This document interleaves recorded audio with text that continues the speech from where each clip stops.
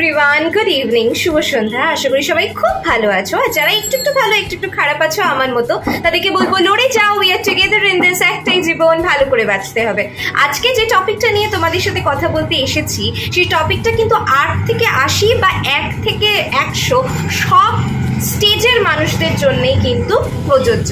আর আমার মনে হয়েছে এই টপিকটা নিয়ে কথা বলা দরকার, কারণ আমরা সবটা জেনেও এই টপিকটার ব্যাপারে ওয়াকিবহল হওয়া সত্ত্বেও আমরা খুব ভুলে যাই। তাই জন্য আজকে আমি আমাদের কর্ম নিয়ে কিছু আলোচনা করতে এসেছি। এবার কর্ম নিয়ে তো অনেক রকমের আলোচনা হয়, অনেক রকমের কথা বলা যায়, কিন্তু আমি তোমাদেরকে আজকে 4টে পয়েন্ট নিয়ে মেনলি কথা বলবো। যে 4টে পয়েন্টের উপর ফোকাস করবো, সেই 4টে পয়েন্ট আজকে আমি লিখে নিয়ে বসেছি, কারণ সেই 4টে পয়েন্টের উপর বেশিভাবে ফোকাস করাটা ভীষণভাবে দরকার। প্রথমত যেটা আমি বলবো সেটা হচ্ছে কর্ম ছাড়া মানুষের জীবন গতিশীল নয়।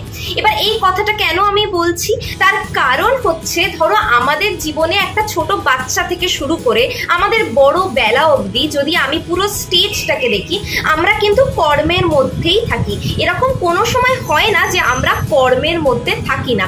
একটা বাচ্চা জন্মানোর সাথে সাথে তার কিন্তু কর্মটা শুরু হয়ে যায়। তার খেলাধুলোই বড়, তার স্কুলিং বলো, তারপরে তার কলেজ লাইফ, তারপরে তার ইউনিভার্সিটি লাইফ, তারপরে তার চাকরির জীবন, তারপরে তার ডিফারেন্ট আদার অ্যাসপেক্টস, যেগুলো নিয়ে আমি পরে আলোচনা করব।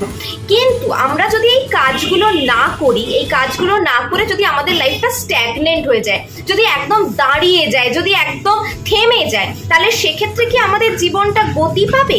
একেবারেই কিন্তু গতি পাবে না। কিছু কিছু মানুষ আছে যারা জীবনটাকে ভীষণ ক্যাজুয়ালি নিয়ে নেয়। কি হবে, জীবনটা জন্মেছি, ব্যাস ঠিক আছে, আমরা আস্তে আস্তে আমাদের জীবনটা যেমন চলবে আমাদের সেরকম ভাবেই চলে যাবে। আমরা খুব ক্যাজুয়াল নিয়ে নিই জীবনটাকে, কিন্তু জীবনটা কিন্তু ক্যাজুয়ালি নেওয়ার জন্য নয়।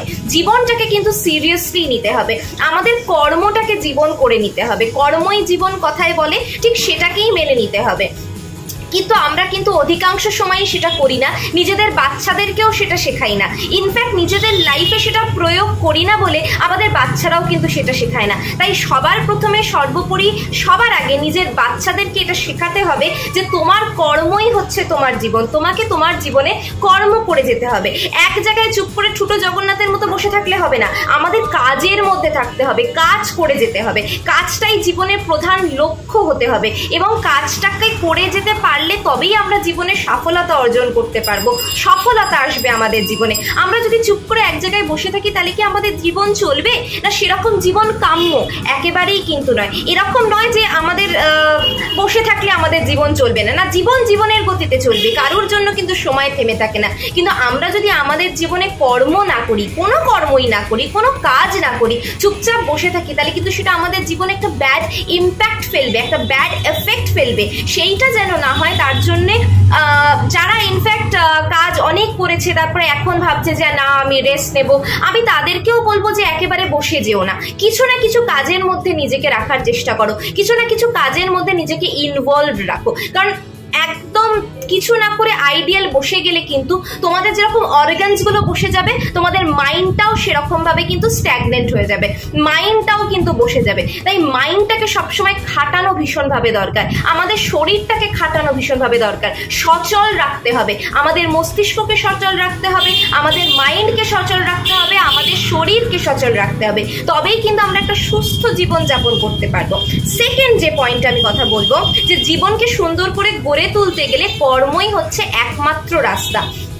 আমরা যদি কাজ না করি, আমরা যদি পরিশ্রম না করি, তাহলে কি আমাদের জীবনটা সুন্দর হবে? একেবারেই কিন্তু হবে না। দেখো, প্রথমে আমাদের school life, college life, university life, তারপরে অফিস লাইফ, আমরা যদি কাজ না করি, একজন গৃহস্থী মানুষ যদি সকালবেলা থেকে উঠে বলে আমি শুধুমাত্র বসে বসে খাবো আর কিছু করবো না, তাহলে কি তার সংসারটা চলবে? না, একেবারেই চলবে না। তাকে তো কাজ করতে হবে, কাজের মধ্যে থাকতে হবে। এরকম অনেক মানুষ আছে যাদের বাড়িতে হেল্পিং হ্যান্ডস থাকে বলে তারা কোনো কাজই করতে চায় না, সবকিছুই নিজের হেল্পিং হ্যান্ডসদেরকে দিয়ে করায়। আমি বলবো তাদের ক্ষেত্রে তোমরা যদি হেল্পিং হ্যান্ডস থাকেও, তাও নিজেকে কোনো না কোনো কাজের মধ্যে ইনভলভ রাখো। নিজের হেল্পিং হ্যান্ডসের সাথে থাকা সত্ত্বেও তাদের হাতে হাতে একটু করে দাও, কি এসে যায় বলো? তাদেরও একটু হেল্প হয়ে যায়, তারাও তো মানুষ, তারাও তো কষ্ট করছে, তারাও তো খাটছে। তাদের সাথে যদি তুমিও একটু ইনভলভ, এবার তুমি বলতে পারো আমি তো টাকা দিয়ে কাজ করাচ্ছি। হ্যাঁ, অবশ্যই তুমি টাকা দিয়েই কাজ করাচ্ছ, তুমি ম্যাক্সিমাম কাজটা তাকে দিয়েই করাবে, কিন্তু যদি একটু তাকে সাহায্য করে দাও, তাতে তো কোনো অসুবিধার কিছু নেই, তাতে তো কোনো ক্ষতি নেই, তাতে তোমার নিজের শরীরটাও অনেক বেশি সচল থাকবে। তাই নিজের কাজ কাজের মধ্যে থাকতে হবে।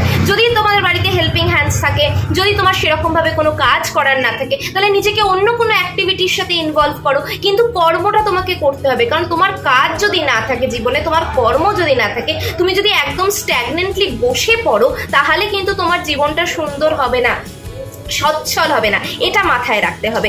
থার্ড পয়েন্ট আমি যেটা বলবো, যে কর্ম অনেক ধরনের হয়। আমি যে এই যে কর্ম নিয়ে আজকে কথা বলছি, কর্ম কি শুধু এক ধরনের হয়? না, আমাদের অনেক ধরনের কাজ থাকে।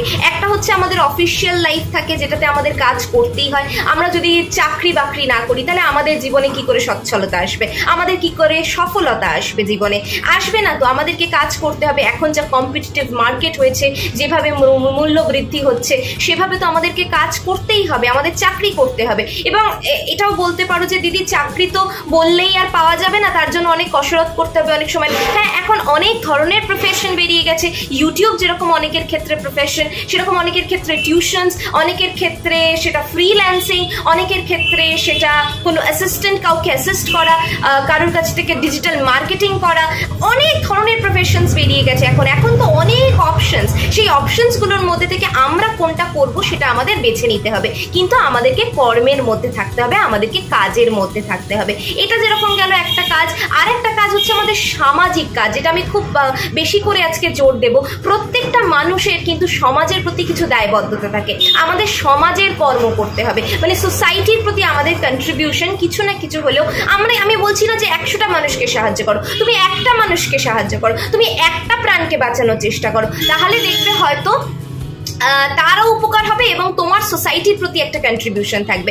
আমাদের অনেক জীবনের রেসপন্সিবিলিটিস থাকে, সেই রেসপন্সিবিলিটিসগুলো যদি আমরা পালন না করি, তাহলে কি করে চলবে, তাই না? সেই রেসপন্সিবিলিটিসগুলোর থেকে পালালে চলবে না, সেই রেসপন্সিবিলিটিসগুলোকেও পালন করতে হবে। এটাও কিন্তু এক ধরনের কর্ম। তার মানে কি, আমাদের অনেক ধরনের কর্ম আছে এবং সেই কর্মগুলো আমাদের করে যেতে হবে। কর্ম থেকে পিছিয়ে এলে বা ভয় পেলে চলবে না, কর্মটা করে যেতে হবে।